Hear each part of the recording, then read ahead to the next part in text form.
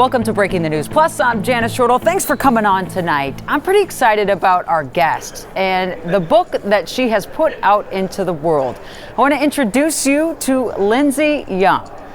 Lindsay is an amazing woman.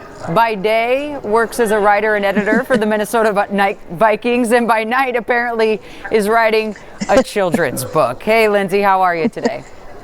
Good, Jana. Thank you so much for having me on. I'm really excited to be here and to chat about the book. So, you have a day job, but you decide to write a children's book. So, why'd you do that? And I'm going to guess that the topic of this book is part of the why. Why don't you take it from there? Yeah, absolutely. Thank you. I appreciate it. Well, so like you said, I do work for the Vikings. I've been a writer and editor there with them for almost 10 years now, which is crazy. And I'm really passionate about football. I'm passionate about storytelling, and I'm passionate about mental health. And mental health advocacy. And I've been so fortunate to be able to do some of that work with the Vikings. Back in 2021, I started the Getting Open series around mental health and really wanting to break down that stigma around just talking about it. Being honest about what we're feeling, being honest about what we're going through. Just that reminder that it's okay to not be okay. But that content series, was really geared more towards, grown-ups or young adults. And so for a while, it's been kind of floating around my head, like I want to do something for kids. I think that we need more out there for young people. And then it's really my nephew, Oliver. He's 8. He is really the one who inspired me to do this book called Olivia the Brave. Oliver has wrestled with some pretty intense anxiety challenges, and I have watched him face those challenges head on, and at times it's hurt my auntie heart to see him go through that, but I've also seen him have the resources and the support that he needs, whether that be from his parents, who are incredible, but also resources at the school that he goes to, and talking to a professional and learning some of these tools that can help him out. And so seeing kind of both sides of that, the difficulty, but then seeing him thrive as well with some of those resources, I was like, I want to do a book that is for kids like Oliver, so that they know that they are not alone. But also for kids who might not feel anxious, just to understand what some of their peers might be experiencing, and that if they do ever experience anxiety, like that's okay, it's super normal, and just be equipped with maybe some tools that can help them out. Yeah, and it's kids especially, Lindsay. Right now, the CDC estimates anywhere from 10 to 20% of our kids, even as young as 3, start to experience anxiety and feel anxiety for whatever the reason. And it's pretty agreed upon that the thing that we don't want to do is just say, don't do that, or try to make it go away. Yeah. So perhaps with a children's book, I have a 3-year-old, when they read a story about someone or something, that's how they empathize and identify, right? Yeah, absolutely. I wanted them to be able to read this book and to see themselves in Olivia, or maybe they see themselves in Olivia's brother or in her best friend Kyla, and really be able to resonate. Because even for me, I've been pretty open about my own mental health journey. I was diagnosed with generalized anxiety disorder when I was 14. And I remember getting that diagnosis and kind of looking it up and learning about it and reading about it. I was like, oh my gosh, this is it. People understand what I'm experiencing. And so for me, receiving a diagnosis, I didn't see it as a label. It really was very freeing for me.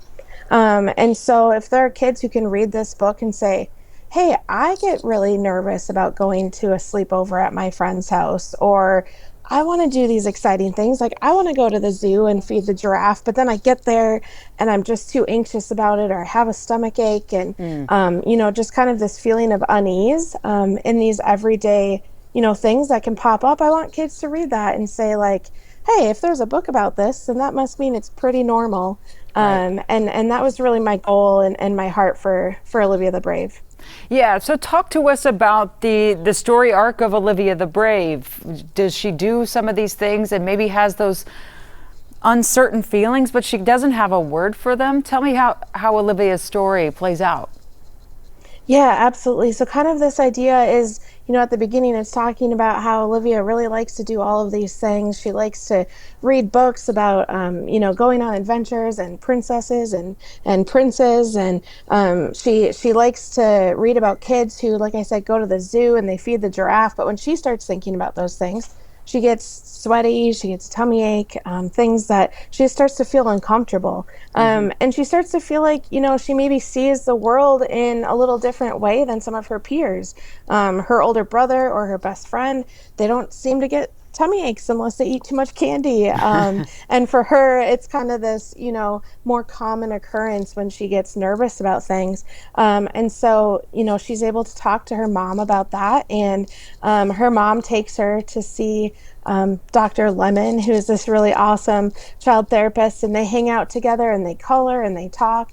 And Olivia learns about the amygdala in our brains and how everybody has one. And sometimes anxiety can be a really good thing because it tells you if there's a situation that you need to find safety from, or if you need to get help from a grown up. But sometimes we have amygdalas that kind of act on overdrive. And they might tell us that there's a fire in the house, but really it's just that mom cooked the chicken for a little too long and it's getting a little smoky. And so she kind of learns what anxiety is, what it means, how our brains work.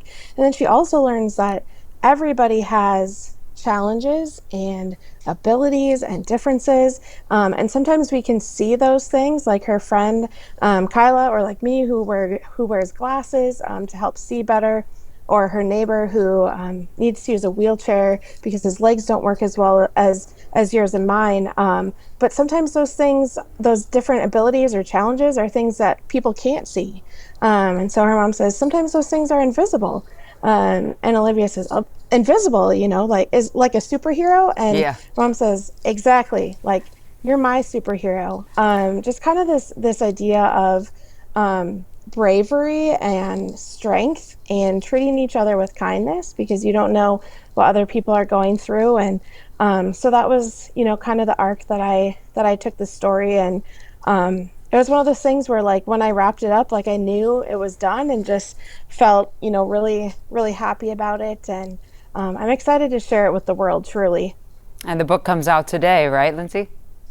It does, yes. So the book is available today on Amazon. You can just search for it there. And then I also will have a website that will be live this weekend, and book purchases can be made through the website as well. So either way, it doesn't matter. But I am just so excited for anyone who thinks that this might be helpful for their child, or they just want to, read a fun story and learn about something that a lot of people go through. Right. And has Oliver read the book, your nephew? Yes. Does it get He Oliver's has read seal of the approval? book. Yeah, he has. So Oliver kind of helped me with the book. So that was a really special piece of it. When I wrote the first draft, I sat down with him and we read it together. And I said, are there any pieces that I'm missing? And there were a few things that I was missing. So he pointed out that I had forgotten a nightlight for Olivia, which would probably help her to feel a little less anxious. And so we made sure to add that in. He mentioned that when he feels anxious, he really likes to sit outside on the porch and listen to birds. And so we added that in for Olivia. He named her weighted Stuffy in the book. It's a purple elephant, so people can check that out to see the name that Oliver gave it. But he absolutely feels like a little co-author in this, and that makes me super happy. Yeah, and it brings that air of authenticity, what it does feel like to have anxiety at a young age and how you can calm yourself. He gave you some tips that you could then give to other kids. Just have a couple of minutes left here, Lindsay. Yeah. I think it takes a lot of courage just to put a book like this out into the world, knowing that you too had anxiety disorder diagnosed at a teenage point in your life. And so is it your hope that as we just put this into the children's book vernacular, that because it becomes talked about, kids can kind of start to manage it a little bit? Yeah, absolutely. I think, it was something where when I did the series with the Vikings, we're talking to, young men, young adults who are being comfortable talking about these feelings, which I think is so huge. And it's like, how cool would it be if we could start that conversation at an earlier age. And, you know, I was really fortunate to grow up in a family where we did talk about these things. We talked about anxiety. We talked about, you know, pushing past our fears. And I want that for everybody. And so, you know, hopefully if kids can read this with their families or with their classroom or whatever scenario, you know, they enjoy reading, I think that it can be really powerful because it is a normal thing. And so we should feel comfortable talking about it. And I want kids to feel comfortable talking to their grown-ups about it and just feeling, you know, safe and like they're not alone. Absolutely. Well, I want to thank you, Lindsay Young, for writing this book and coming on Breaking the News Plus tonight. The book is called Olivia the Brave, a children's book about anxiety and worry. It is out today for you to get it for your family or a loved one or even your child's classroom. And it's a good month to read it. May is Mental Health Awareness Month, so it's a really good time to pick up a book like this. Lindsay, thank you so much for being on Breaking the News Plus.